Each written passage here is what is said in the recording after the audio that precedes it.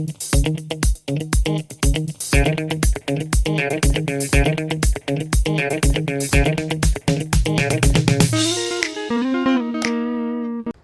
guys, welcome back to another question and answers video.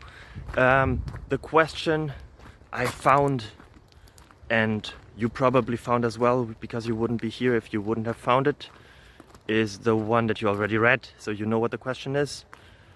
Will you also know the answers? Yes, in the end of the video. So I hope you enjoy it a lot. I hope it's entertaining for you. I hope you get some knowledge.